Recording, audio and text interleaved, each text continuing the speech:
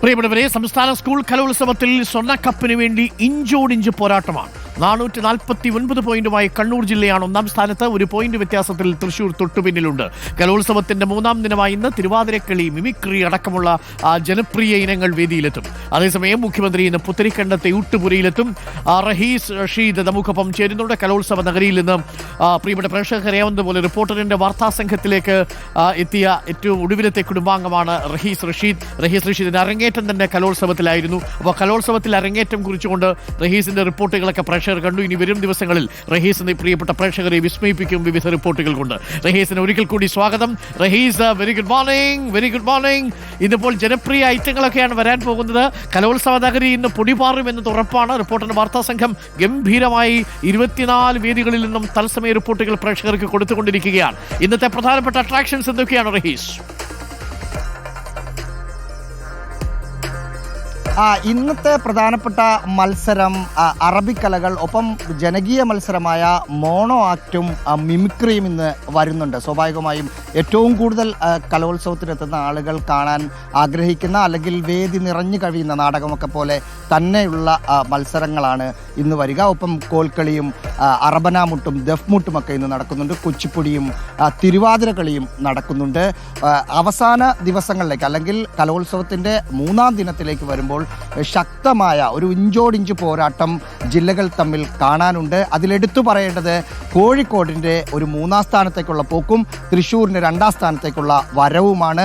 1ാം സ്ഥാനത്ത് 449 പോയിന്റുള്ള കണ്ണൂർ ജില്ലയാണ്. കഴിഞ്ഞ തവണ ഏറ്റവും അവസാന മത്സരത്തിൻ്റെ റിസൾട്ട് വന്നപ്പോൾ വിജയിച്ച കണ്ണൂരിനൊപ്പം ഇഞ്ചോടിച്ച് കോഴിക്കോട് കഴിഞ്ഞ തവണ ഉണ്ടായിരുന്നു. പക്ഷേ ഇത്തവണ തൃശ്ശൂരിൻ്റെ ഒരു മുന്നേറ്റം കാണുന്നു. 448 പോയിന്റ്, അതായത് 1 പോയിന്റിൻ്റെ വ്യത്യാസം മാത്രമാണ് തൃശ്ശൂരിനുള്ളത്. 4 പോയിന്റിൻ്റെ വ്യത്യാസം തൃശ്ശൂരിനേക്കാൾ കുറവായി കോഴിക്കോടിന് ഉണ്ട് താനും.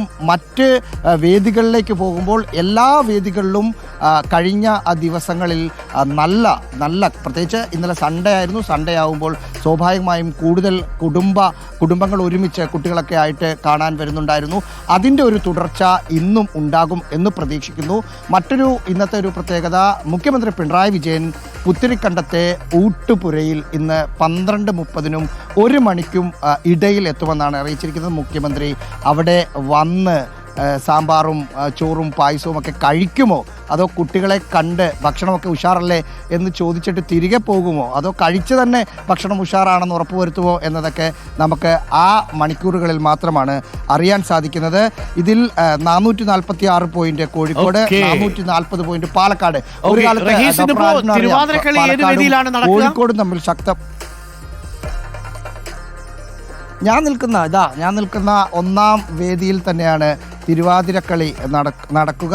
രാവിലെ തന്നെ തിരുവാതിരക്കളി ഉണ്ടാകും. ഇപ്പോൾ വേദി സദസ്സും ഒക്കെ ശൂന്യമാണ്. നമുക്ക് ഈ വേദിയിലാണ്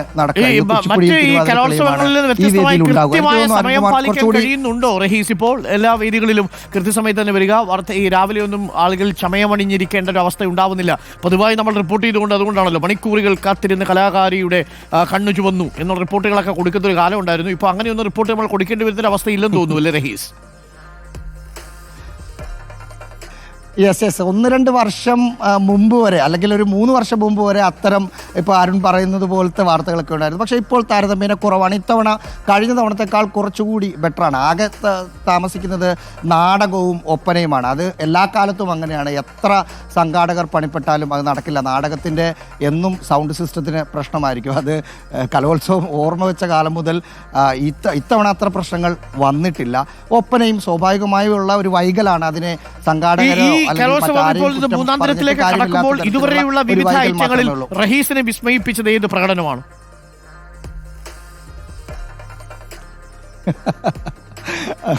അങ്ങനെ ചോദിച്ചാൽ ഈ സംഘനൃത്തം ഗംഭീരമായിരുന്നു.